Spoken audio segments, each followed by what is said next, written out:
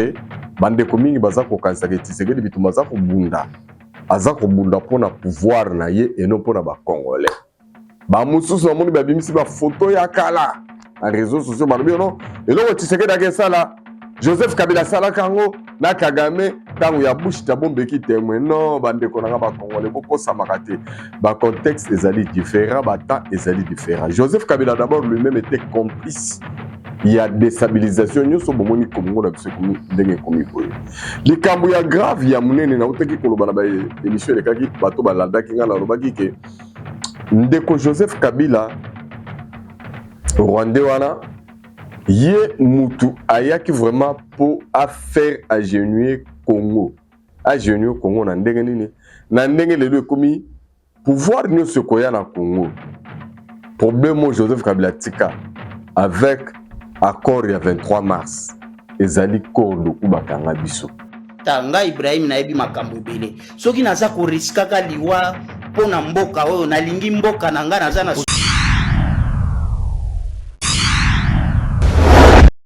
American Dream. Dispensation chaîne Investment Group. Rêve américain pour la Kosomba Lopango aux États-Unis. Plus précisément la ville où il y a Dallas. Aujourd'hui c'est possible. Pays m'a pendant 30 ans. Ne vous trompez pas l'adresse. Dispensation chaîne Investment Group. Voulez-vous acquérir une maison aux États-Unis? L'agence immobilière Dispensation Investment Group d'Elite Global, basée à Dallas, vous en donne l'opportunité. Il vous suffit de verser un apport pour acquérir une propriété que vous payerez progressivement pendant 30 ans. Oui, vous avez bien entendu, pendant 30 ans. Contactez-nous au +1 737 420 80 84, au +1 469 720 60 93 ou au +1 737 548 51. Dispensation Investment Group, investissez dans votre avenir avec l'immobilier aux États-Unis dès aujourd'hui. Oh ma papa, ton maman Lopango. Rêve américain. Venez nous contacter. Rêve américain. Tapez sur Google. Dispensation Investment Group. Na moke na komi baye. Lopango elenge.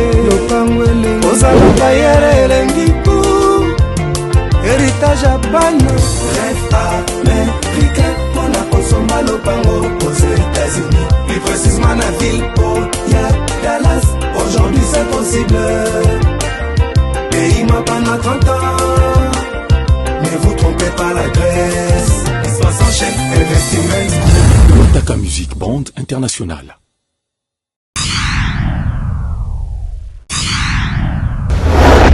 Tindika télévision ba congolais à monde entier. Merci ndenge bozale bele pour Rolanda biso. Ah, tango zifweni. Merci d'abord Nankolo parce qu'à commis biso nan journée à lelo. Merci na refait qui sombe, merci na Junior Kapaya. Merci surtout na prophète Moïse Nyengele apesaka chrono na e ezalaki à 3 mois. Octobre, novembre, décembre. Alors lelo ndenge tozo solo la wa bisotu eloko liboso méditation et pas un nzambe tole la makasi et pas un nzambe pona mokonzambo kana biso Félix Antoine Tshisekedi Tshilombo pona ba mapinga na biso pona ba wazalendo pona gouvernement pe pona ba congolais nyos o balingi Congo pe balingi bandeko na bango ba congolais toza na dernier virage. Alors biso ba congolais tebi ba o bazana information sûre babi ke ndenge tolo baboye mokonzambo ka Félix Antoine Tshisekedi Tshilombo azali déjà na mabele ya ekolo Amérique États-Unis plus précisément na Washington rencontre les armes ezali ya kafu likambu na biso ekoti batu baye ebele bazala ba témoin parmi batu baye tozali na ba invité à part président Nabiso na Paul Kagame ya Rwanda, tozali na président ya Burundi a Rosala Lokola témoin, tozali na président ya Angola a Rosala Lokola témoin, tozali na président ya Kenya Rosala Lokola témoin, tozali na président ya Uganda Rosala ba témoin, Nations Unies, ba Togo, ça dit que likambo Congo, Qatar pa Rosala, na yebi ke Union Européenne nde na yogi na bango vraiment témoin, ba tuna tangi wana ba Rosala mukolo ya lobby. Le 4 décembre, pour signer signature et accord. Mais tout le monde est déjà côté à Rwandais. Puisque le ministre des Affaires étrangères rwandais, il signera en juin. La ministre de Longole, je crois que sur le terrain diplomatique, il y a beti bibotu ya makasi, bibotu penda et yokani.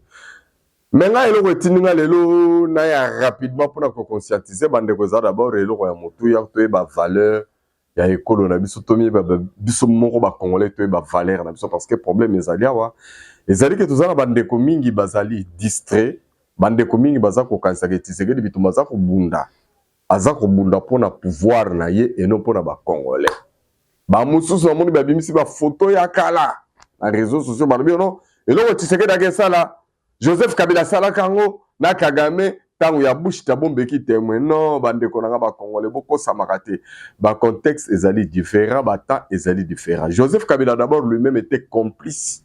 Il y a déstabilisation nyoso bomoni Congo na biso komi ndenge komi boye. Likambo ya grave ya munene na utaki koloba na ba émission de kaki bato balanda ki ngana lobaki ke ndeko Joseph Kabila Rwandais wana Yé Moutou ayaki vraiment pour faire agenouiller Congo. Agenouiller Congo na ndenge nini? Na ndenge lelo komi pouvoir nous se koya na Congo. Problème Joseph Kabila tika avec accord il 23 mars. Ezali cordo kubakanga biso. Ça veut dire que ezali l'état congolais représenté par Joseph Kabila Mutandima qui que ba tout ibaniloti ba administrer côté est sur le plan militaire, sur le plan de la police, si na ba institution sur l'état plus grave encore, ba ya li sous le gouvernement central on voit dit ba sortie médiatique ba fédéralisme et le boki nanga comme vous savez non à Koko ma président de la République c'est du bluff mais M23 ezali appelé à disparaître. À 2 jours il y a signature violence ba les biso attaque partout mais tikana félicité ba wazalendo ba FARDC ndenge quand même va reconquérir le territoire Luana. Donc bientôt bazoko makamanyura parce que l'ennemi a voulu nous faire du chantage et va provoquer biso ba kei ba communiquer que zongi to violer cesser les faits biso ba congolais pendant que bango bazaka occuper mboka na biso. Apparemment selon bango balingi ba transformer et Luana rôle la pays à part mais avec tiseke de simbité brassage na mixage que ça la te asa imsaki bino nde bomoni Kagame a beli liboma boko ndimate. Na ba sorti médiatique Kagame otaki ko sala dernièrement, ezan le ko muso bakisaki abi il y a ndimite que tiseke da roya pas signer accord wana. Azaki ko douter na tiseke mais tiseke di azamu to liboso otiko koma. Mais programme ndenge nini ko lekela mkolo alobi e ko zala ndenge nini d'abord la lingaki nanu directeur adjoint ya cellule de communication à présidence de la République à la personne à Giscard Koussema. Avant déjà les États-Unis avec toutes les délégations possibles, il y a République démocratique du Congo, malgré Batebele, Bazoua déjà dans la diabolisation, dans les réseaux sociaux, pour nous décourager, tous savent que sortie est à l'issue. Donc, awa tozo ke na bango na suka ba caméra mokili mobimba ekozala. Maintenant ni ba koyamba mutali boso et pas Donald Trump ekozala Paul Kagame, ndia koyamba mutali boso. Suivi le chef de l'État, Félix Antoine Tshisekedi Tshilombo, à Koyambama. Et puis par après, Bakozala, Naba, ministre des Affaires étrangères dans le bureau Oval, et Barovan Dasko Baronyonso, président Barozova parole, peut-être ma parole, et après ma signature, à dire peut-être ma ministre des Affaires étrangères. Mais la lingité, na kende nango na profondeur pour le moment, na remercier nanu. Batuloko la bavie na tumba kolesha.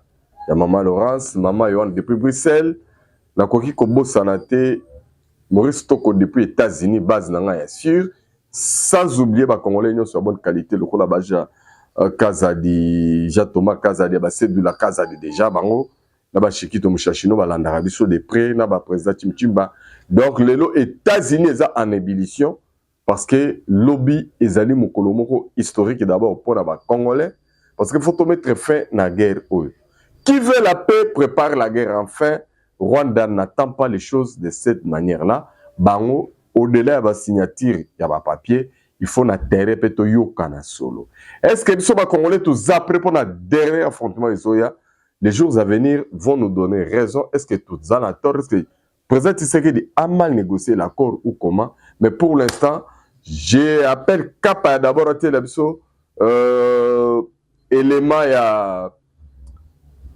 Giscard Koussema, directeur adjoint et à cellule de la communication à la présidence, a déjà bel et bien dans les États-Unis, il y a Masola, homme vidéo. En tout cas, on a une ambiance où ils allaient déjà aux États-Unis. Et puis, il y a un parfum, il y a un journal où ils allaient. Giscard Koussema, Junior Kapaya, Tindi Kabiso.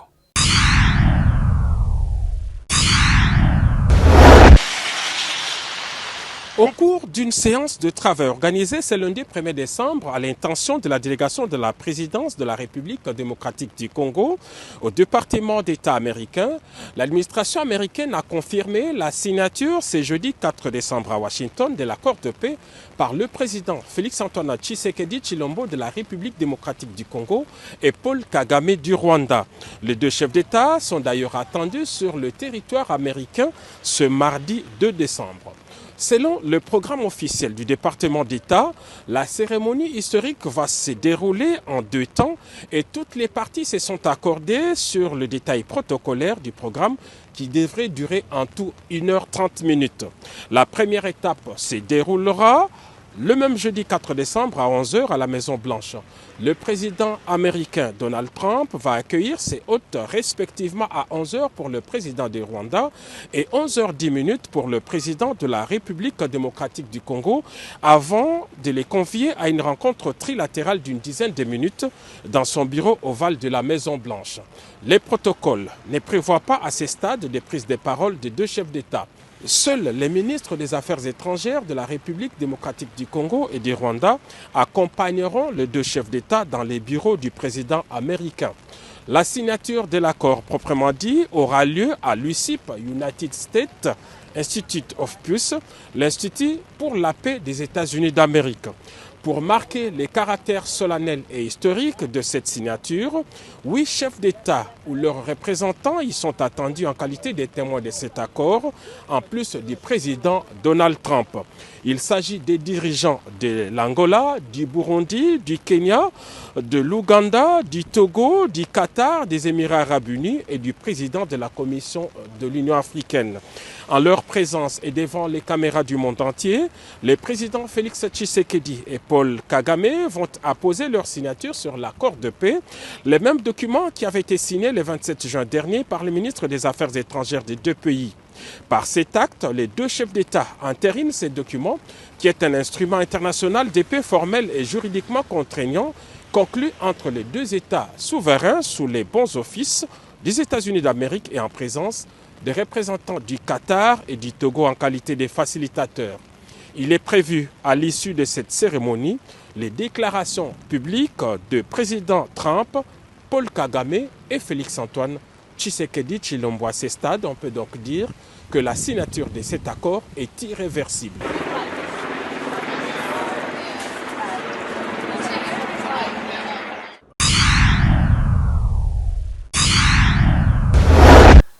Merci Nayo Junior Kapaya. Voilà, en tout cas, eloko koleka mukolo alobi, mukolo alelo ezosenga biso ba Congolais biso nyonso to sambela makasi. Bomoni avant même marambo ba tenter président na ba coup d'état faso to ba infiltrer Congo, ba kangi ba Kenya, ba Somalien, ba Rwandais, ba Ougandais, ba ndenge na ndenge ba infiltrer biso afoka ka déstabiliser Congo. Mais ya malamu sangwabi ezali ke histoire bokaki ya sauvons la RDC. Puis aucune personne, selon le communiqué du ministère intérieur ou manifestation, tout est interdit sur toute l'étendue de la RDC ou Italie Maramba. Sauvons la RDC, c'est du bluff.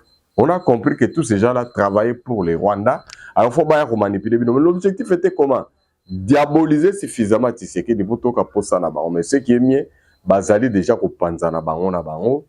Ba divergence de vie et qui zongi mais biso etali na no biso te pour l'instant biso nous allons focaliser na oni ni biso to sala biso ba congolais après signature il faut biso sur toutes les sensibilités politiques to ya sima ya mokonzi mboka Félix Antoine Tshisekedi Tshilombo pour to kangola mboka na biso étape ni to koma nango ezali ya ke soki Kagame a santé parce que na utaka ko sano ke bazo pimisa ba rumeur moko babo James Kabarebe ba kufi bozongo avec réserve parce que officiellement ba tiré le connaissance tout le monde on a les réseaux sociaux mais c'était toujours manipulation ba Rwandais. Alors James Kabarebe ba tu peux ses fonctions c'est cassé sous la défense. Maintenant cette fois-là na moni ba congolais belé ba ko banga on roi James Kabarebe aye ba James Kabarebe na bananga bana ba sanction ba américain bo banga ba honte. James Kabarebe azal rôle à jouer. Ezalo wana tobeta toki makamako du monde boy tobeta ce qu'on a Cameroun na pesca exemple. Tobeta peut-être ce qu'on a Cameroun barrage ndenge to alaki na wana na 88e minute équipe ya Cameroun ekoti siko Roger Mila vétéran ya bane 90 aya kota siko ya sale lokoni ba kopola baza déjà ya kopola ngana eko yebisa bino ba congolais ya bonne qualité bien que tolobaka soko monité condimate par rapport à évangile à Saint Thomas bolingo ya Congo na ya ba congolais mais au-delà ba makambo ko les États-Unis na Congo makamni ne le cas polémique et qu'ils ont concernant Daniel Bumba et pourtant biso bato balanda biso to expliquer que makambo yo ya bosoto esprit ya indiscipliné esprit ya donc manque ya tolérance na biso ba congolais il y a on des à ramener que saleté et comme on la mode de vie normal et pas na biso oui gouverneur a la responsabilité na gouvernement a la responsabilité na biso pe ba imboka population ba congolais tozali pe la part na biso la responsabilité na ono to za kokoma alors qu'on négligeait parce que on a nyonso ça le rôle à toza ko sala le côté parce que to ko changer Bumba lelo mais qui vous dit que wa royamba na moko qui chasse comme apete soki biso ba imboka tozali na biso l'esprit ya koyoka te.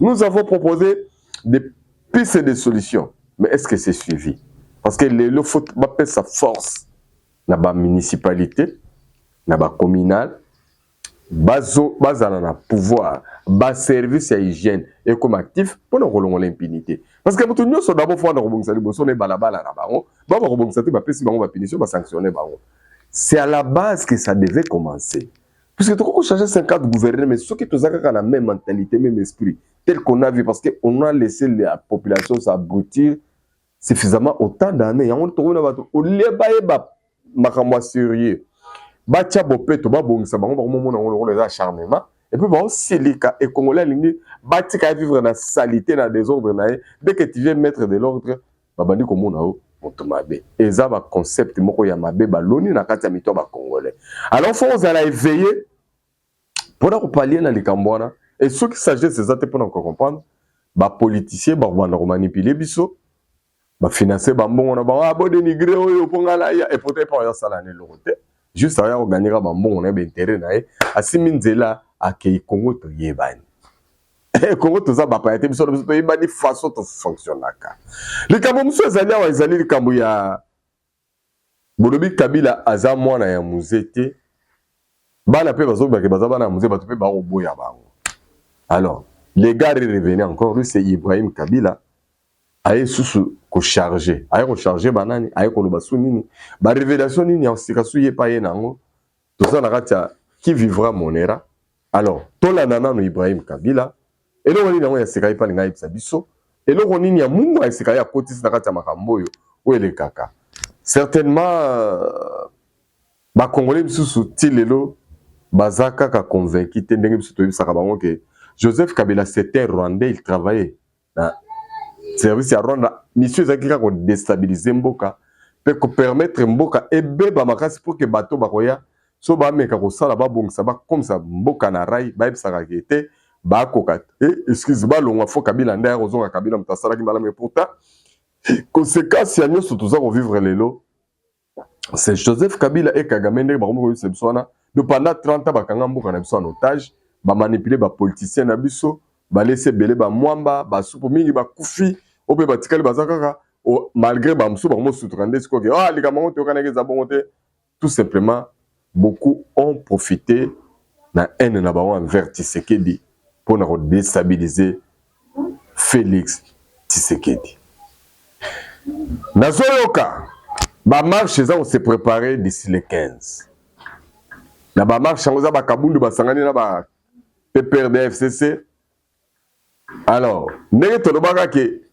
mikolo koya lo sambo so leki makasi ba masque bana ko tomber nzambe akobana ko bimisa ba nguna ya Congo na poisa petit à petit voilà pourquoi bozomona toza so tolali tolamuki banguna ba yebani banguna ngo bazali ba congolais banguna ngo bazali ba étranger banguna ngo bazali ba ancien chef de l'état banguna ngo bazali ba tout nyonso ba infiltrer ki Congo pour déstabiliser le Congo à travers l'armée en Congo, pour déstabiliser le Congo à travers la diplomatie, domaine ce qui est bon pour moi, voilà, et ça pour na sexabino mandambo, batikalande ko déstabiliser l'équipe nationale, batikalande ko infiltrer parce que vous ne verrez jamais les tout faire des maquelés pour être admis dans l'équipe nationale. Voilà ba royate. Pour ba que kuna bazate, pour ba rakapete. Toi na bangote. Depuis que le Congo a été Congo, beaucoup qui kotangela parce que ngala ngolo ba ke ba tribunio sur le Congo ba pesa ba joueur na Léopard. Banda to banda makambo.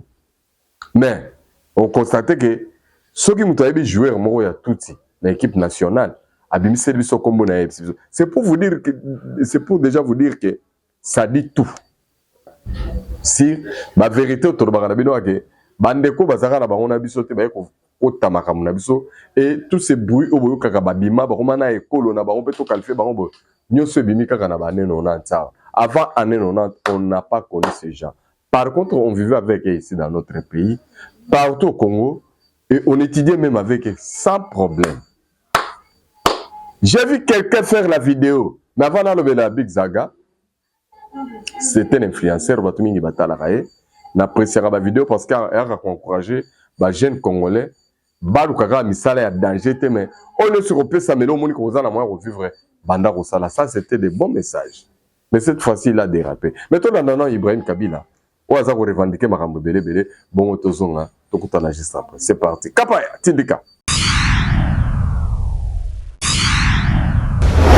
Musée Laurent Désiré Kabila, il faut boye baki, bako sakabino teke musée azaki na bana zokolisa bango nini lokuta. Parce que soki musée azalaki na bana azako kolisa bango, alingaki abosa na te kopesa Joseph Hippolyte Kanambe apesa ekombo Joseph Kabila Kabange, alingaka bosa na te Laurent Désiré Kabila. Po azola mukaebi nazana mwana mapasi. Kombo na bango ezalaka boye. Ata ba place oyo babandaki kotanga. Okotanga na Tanzanie kuna otanga na kombo ya Joseph Kabila Kabange. Ba Tanzania ba okanga ote.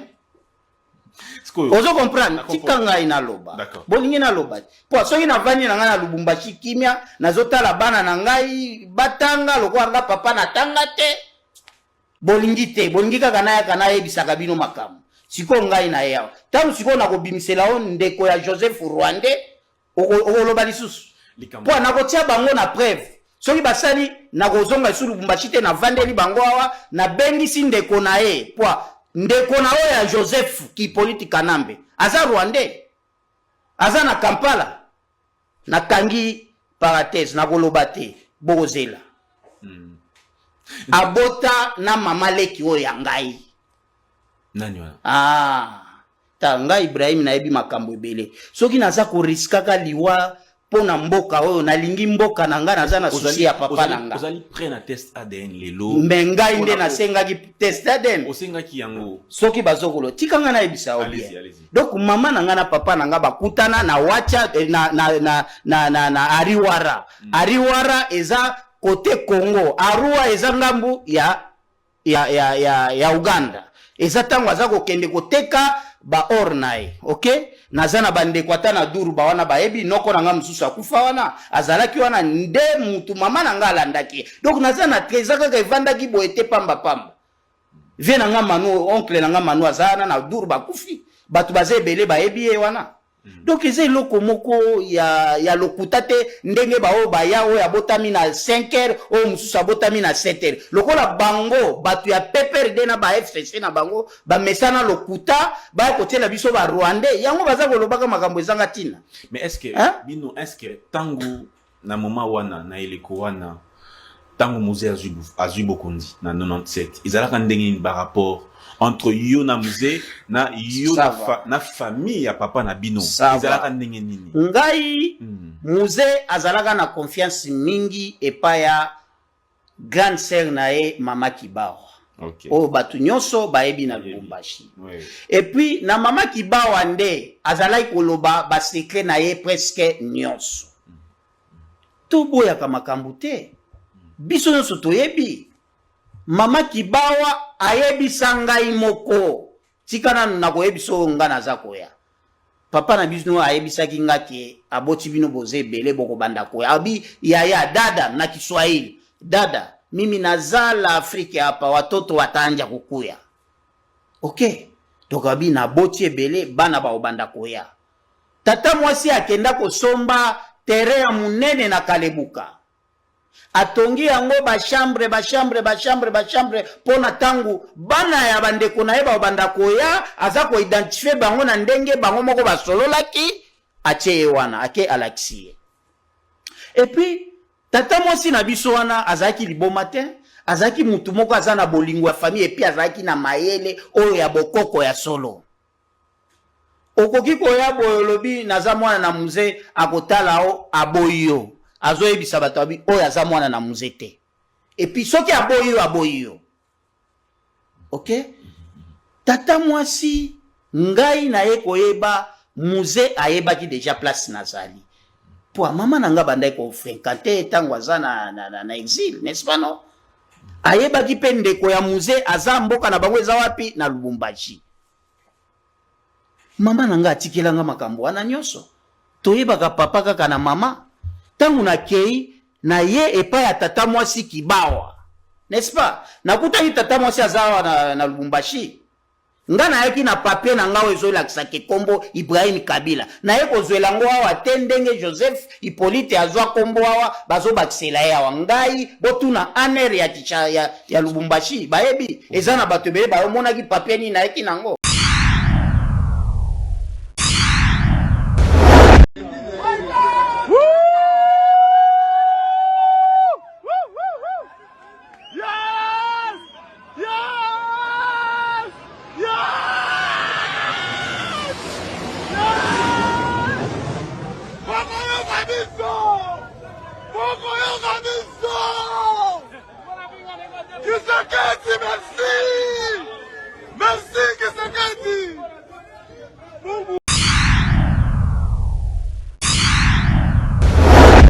Je crois que ça du plaisir na ba obazagi branché pour Rolanda Bisso en commençant par Maman Yohan depuis Bruxelles, pourquoi pas Jean-Thomas Kaza de Bassé de la Casa dit Chikito Mouchachino ba congolais bonne qualité vous allez tellement aimer Bolanda Bisso donc plaisir grande sœur propre Aninga Lula depuis Canada Bolanda pour que ne bino aux États-Unis on a Bochavu ya ba Roger Boya ba congolais nous aux États-Unis na lingi bola ki sana ba américain que Dizis Congo ba congolais ne ba ina kata di Kamboyo parce que les autres sont là la méditation la prière rebelle et le baki prophète Moïse Nyengele parce qu'elle est grave tout ça là sur la table aventure vous allez dernier virage d'abso dès que ba signature est signamé ils allaient des mise en application bilo rené sur le bamaki et tokoyeba mais là il a précisé le romoko il faut après signature oyo tout changer vraiment ba narratif pour nous pousser ba rwandais ba yoka pe bango na bango entre autres dialogue inter-rwandais oui ko vendre ça ba tuti ba hutu ba toi pour bango bazali cause lelo ya malheur na biso même sous aki ba kolo malheur ote a bon attendeur sali on a parlé mais lobby tous à la biso tout branché na monde entier tout landa et le koni ne koleka na États-Unis na ebte erni ne place yo ozela mais journée il y a le 4 décembre faut à la graver la mémoire d'abso période de tokomi yo ezali période de lokuta makasi ba makama ba accident ba sacrifice tous à la mois de décembre yeba nenga rotambola yeba place à rocha lokolo senga grâce na nzambe à permettre aux ala vivant au mona makambo nyoso ndenge koleka je précise encore au effort Tshisekedi a une mission divine au nzamba pesaki olingaka Tshisekedi te c'est ton droit olina Tshisekedi c'est ton droit même toi simbi destiné à Congolais na minute yo c'est Tshisekedi ce n'est ni Fayulu ni Nanga ni Kabila ni Katumbi ni Kagame c'est Tshisekedi avec le peuple congolais bango bazako décider pour na dessin na biso à partir ya lobby les 4 conflit ça fait 30 ans bitumba Tshisekedi m'a créé en côté tant ba Fidèle ba RCD Goma ba CNDP ba M23-1 ba M23D ba AFC ba Sovo la RDC ba FCC ba PRD ça qui ko sana mabato ko teka mboko na manière to balingaki Tshisekedi n'était pas là. Tshisekedi a coûté problème. Mais par contre, Tshisekedi a eu sa solution na problème au toit là qui il est au four et au moulin. Et puis en plus, la ligne 6 Sarabino, Léopard Nabiso, ils ont kende Cannes. Tout bon va partir le 21 donc Cannes et Ali, tous les sous na Maroc, tous à la mobondo pour soutenir Léopard parce que après Cannes, février, mois de mars, affrontement et Kozala. Na match à barrage sous Zeli, Jamaïque na Nouvelle-Calédonie ce qui va Betty gagnant la banque après qu'on mette d'abord dans quelques jours calendrier bimi biso ce total est-ce que boulevard vraiment la coupe du monde des appelés pour la biso avec Dieu nous vaincrons donc aucun épée mondial parce que tous la taille nzambe Dieu te contrôle congolais lengate bangate mais tchakaka nyoso na losambo parce que tous ali na taille nzambe merci nayo Junior Kapaya merci Narifé qui sombe ba refait ya maman Élysée matondo na bosani maman Fallon na Kapaya mieux vaut tard que jamais bon anniversaire non regarde anniversaire de lekaki donc mieux vaut tard que jamais en tout cas année onyo sezaka année na yote pas ne pesi dizaka anniversaire tisko zaka bébé est-ce que bimi mino est-ce que bimi mabele déjà est-ce que on est déjà pour plus tôt donc ozana no de toucher yo na ba bonne année na ba Noël nyoso ce qu'on a tombé en tout cas longévité plein de succès que du bonheur. Voilà tout ce que je pouvais dire. En tout cas, Kolo Akamba Biso, abattre la Biso, Tobosa na évangile, Bolingo ya Congo, na ba Congolais, nos yeux, nos prières, toutes nos méditations vers les États-Unis. Nzamba Pambola Donald Trump, Nzamba Pambola président na Biso, Félix Tshisekedi, mais plutôt Nzambe à maudire à jamais Paul Kagame, car c'est un ennemi numéro 1, ennemi Nabiso. Voilà, on a croit que le banabino, Kolo, Apambola bino, Abaxe Labino Susu, Mikolo Bele, bye bye. American Dream. Dispoisson chaîne Investiment Group. Rêve américain pour la consommer lopango aux États-Unis. Plus précisément la ville où il y a Dallas. Aujourd'hui c'est possible. Pays moi pendant 30 ans. Ne vous trompez pas l'adresse. Dispoisson chaîne Investiment Group. Voulez-vous acquérir une maison aux États-Unis? L'agence immobilière Dispensation Investment Group d'Elite Global, basée à Dallas, vous en donne l'opportunité. Il vous suffit de verser une avance pour acquérir une propriété que vous payerez progressivement pendant 30 ans. Oui, vous avez bien entendu, pendant 30 ans. Contactez-nous au +1 737 420 80 84, au +1 469 720 60 93 ou au +1 737 548 51.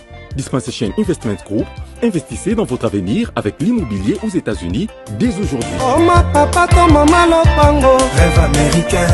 Venez nous contacter. Rêve américain. Tapez sur Google. S'enchaîne Investiment Group. Na moke na komi baye. Lopango elenge. Ozala bayere elengi tout. Héritage à bagne. Rêve américain. Pour la consommer lopango aux États-Unis. Plus précisément la ville où il y a Dallas. Aujourd'hui c'est possible. Pays moi pendant 30 ans. Ne vous trompez pas l'adresse. Dispoisson chaîne Investiment Group. Taka Music Band International.